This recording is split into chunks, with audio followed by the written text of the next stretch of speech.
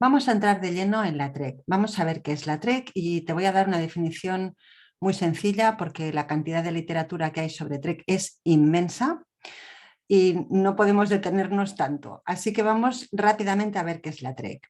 Bien, la terapia racional emotiva conductual es un modelo psicológico con una doble vertiente, teórica y aplicada.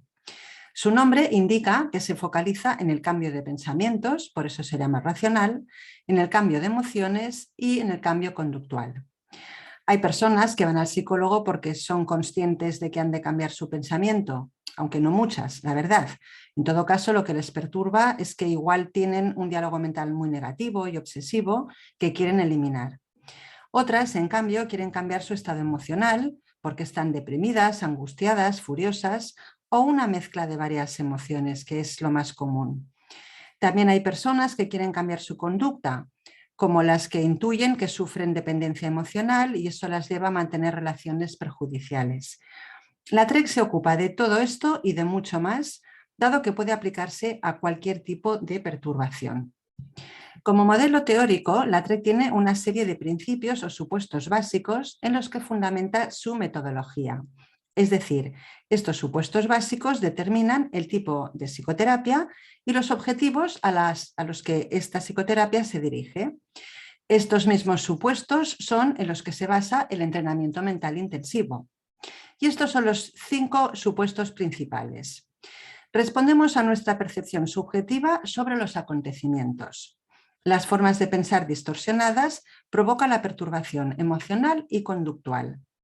Los pensamientos pueden evaluarse y registrarse. El cambio cognitivo da lugar a cambios emocionales y conductuales. Y el cambio cognitivo es fundamental para el cambio global. Veamos uno a uno estos supuestos porque representan la base desde la que vamos a trabajar. Ahora estamos en el primer peldaño de la escalera, el de adquirir conocimiento. Empecemos con el primer presupuesto o principio en el que nos dicen que las personas respondemos a nuestra percepción subjetiva sobre los acontecimientos. Este supuesto lo que nos está explicando es que ante un suceso concreto, cada persona responde de forma diferente según lo que piense acerca de ese suceso o lo que es lo mismo, según cuál sea su percepción subjetiva. Como siempre, vamos a poner un ejemplo de la vida cotidiana, como puede ser el fin de una relación. Ante un suceso como este, hay una serie de creencias colectivas, populares, casi podríamos decir universales. Y una de esas creencias es que una ruptura sentimental siempre es algo doloroso. Se trata esta de una creencia tan difundida que es prácticamente aceptada por todo el mundo y pocas personas se han detenido a cuestionarse si es objetivamente cierta. Entonces, de acuerdo con esa creencia colectiva, la mayoría de las personas que se divorcian o se separan de la pareja viven esa situación como algo dramático, como una pérdida, como un fracaso. Y hay un buen ramillete de percepciones subjetivas asociadas a la separación o a la ruptura de una relación sentimental. La TREC nos invita a hacer un análisis racional. Recuerda que así fue como él les llamó a su propuesta metodológica cuando la presentó ante la APA, ante la Asociación Americana de Psicología. La llamó análisis racional. Después lo cambió por TREC. Más adelante veremos cómo se hace este análisis racional, ¿de acuerdo? Pero por el momento centrémonos en el primer presupuesto básico y entendamos que una cosa es vivir una separación sentimental y otra muy distinta, vivirla de acuerdo con unas creencias que hemos adquirido a través del proceso de aculturación. Es decir, desde que éramos pequeños, todo nuestro entorno cultural, social, educativo, familiar, ha ido esculpiendo una serie de creencias que hemos hecho nuestras. Separarse, divorciarse, vivir una ruptura, no es en sí mismo ni bueno ni malo, ni positivo ni negativo. Una separación es solo, objetivamente, el fin de una relación o el fin de una etapa o el fin de la vida en común. La carga emocional de esa vivencia dependerá de nuestras creencias. Ante el fin de una relación, una persona puede sentirse abandonada, frustrada, rota, deprimida, pero también puede sentirse aliviada, esperanzada, tranquila, motivada e incluso feliz. Y ahora puede que estés pensando que las emociones asociadas a una ruptura dependen mucho de las condiciones en las que se desarrolle. La gente suele decir, vale, pero no es lo mismo dejar tú a que te dejen. No es lo mismo que sea de mutuo acuerdo o que no te lo esperes. No es lo mismo si hay hijos que si no los hay. No es lo mismo separarse a los 30 que a los 50. Estos comentarios, aunque tienen buena fe, solo indican una escasa comprensión de lo que estamos tratando de dilucidar. Vamos a ver, que quede claro, ante las mismas exactas circunstancias, cada persona responderá de acuerdo con sus creencias, con su percepción subjetiva. Si insisto tanto en este tema es porque es uno de los más controvertidos y difíciles de asimilar. Recuerda que en cada módulo del programa de entrenamiento mental intensivo subimos el peldaño del conocimiento y luego el de la integración, el de la asimilación.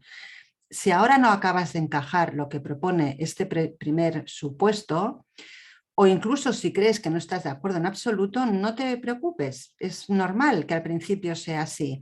La TREC te pone contra las cuerdas, te invita a mirar con lupa todas las creencias disfuncionales que puedas tener y a debatirlas una a una. Aunque lo veremos más adelante, llamamos creencia disfuncional, ya que lo menciono, a cualquier forma de pensar sobre un tema concreto o general que nos provoque emociones insanas, emociones no saludables. Siguiendo con el ejemplo, la persona que esté firmemente convencida, que tenga la creencia de que si se acaba su relación de pareja, eso es lo peor que podría pasarle, si eso sucede, si la relación se rompe, lo vivirá efectivamente como un gran drama. En cambio, la persona que piense que el fin de su relación sería algo muy triste, pero no hasta el punto de sentirse hundida en la miseria, si se acaba su relación, lo vivirá con tristeza, pero difícilmente caerá en una depresión. Concretando, las personas no respondemos a un suceso, sino a lo que pensamos sobre un suceso. Y esa respuesta depende siempre de nuestras creencias. Pasamos al segundo supuesto. Las formas de pensar distorsionadas provocan la perturbación emocional y conductual. Este supuesto nos da una pista de que hay dos maneras de pensar. Una que podríamos llamar correcta, entre comillas, y otra distorsionada. Es decir, hay una forma de pensar que en TREC se llama racional y otra que se llama irracional. Vamos a ver un poco en qué consiste esto. El pensamiento racional e irracional lo veremos más adelante, pero me gustaría hacerte una pequeña introducción. De una forma muy simple, muy sencilla.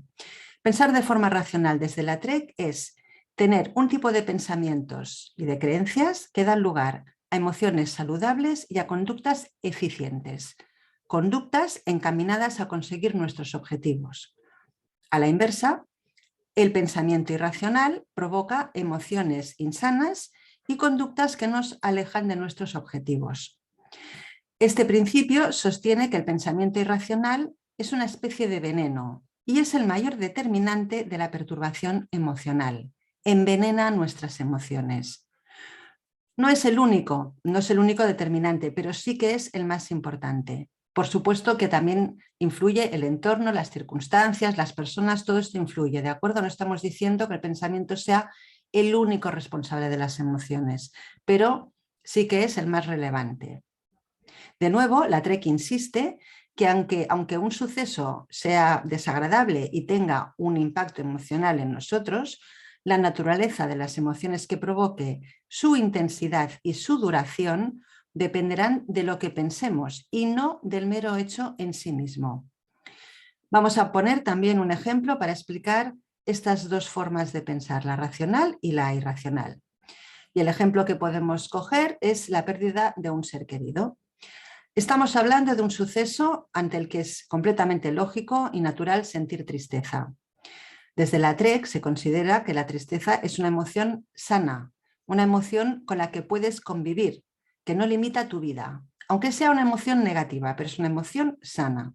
Sintiendo tristeza, puedes seguir con tu rutina diaria a pesar de la tristeza.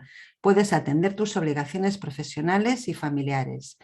Seguramente no te apetecerá hacer determinadas actividades lúdicas, pero poco a poco la tristeza inicial se irá diluyendo y acabarás recordando al ser querido con cariño y sin la carga emocional de profunda tristeza que tenías al principio.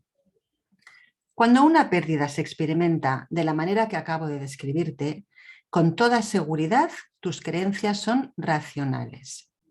Ahora bien, si ante la pérdida de un ser querido piensas, sin esa persona mi vida ya no tiene sentido, jamás volveré a ser feliz, y pensamientos por el estilo, lo más probable es que la tristeza se convierta en depresión. Y la depresión ya no es una emoción sana. La depresión puede limitarte seriamente la vida, puede incapacitarte para seguir con tu rutina, puede llevarte a no querer levantarte de la cama, a coger la baja laboral, a no querer ver a nadie, a encerrarte, a aislarte.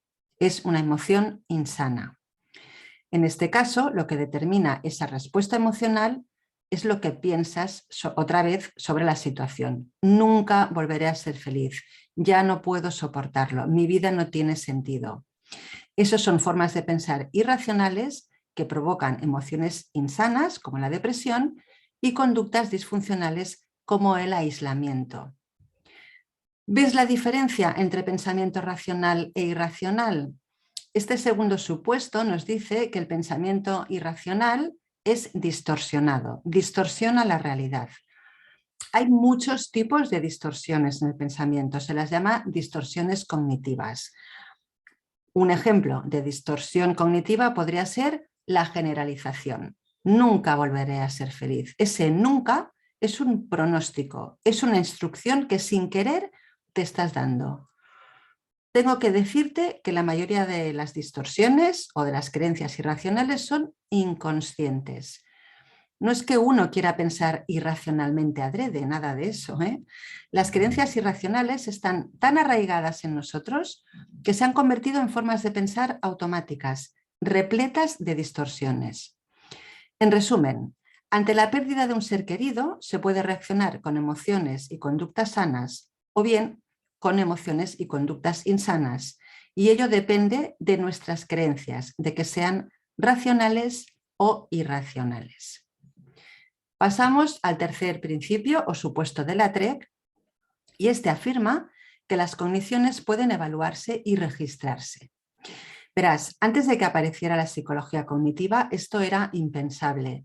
No se contemplaba el pensamiento como una variable que pudiera originar cambios en las emociones y las conductas. A partir de la propuesta de Ellis, a partir de que sugiera la TREC y otros modelos cognitivos en psicología, empezaron a crearse instrumentos para medir las creencias. Hoy en día los científicos disponemos de una gran cantidad de instrumentos para ello.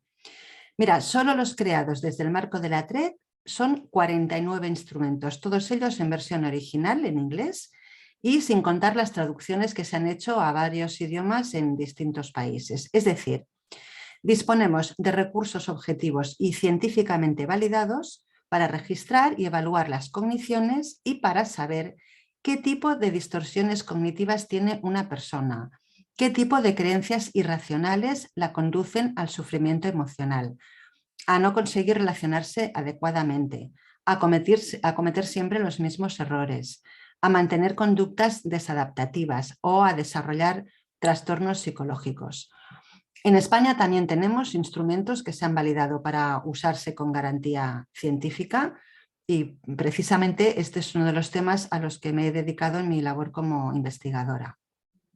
La conclusión de este supuesto es que hay maneras de identificar y de registrar y de evaluar las creencias desde un punto de vista científico y que ten en cuenta también que, dicho esto, de que las creencias son detectables, evaluables, registrables, cuantificables y modificables, eso significa que las creencias no son algo etéreo flotando en alguna parte de nuestra mente, sino que son algo perfectamente detectable y, por lo tanto, y esto es importantísimo, susceptible de ser cambiadas. El cambio de pensamiento irracional a racional, por lo tanto, es posible.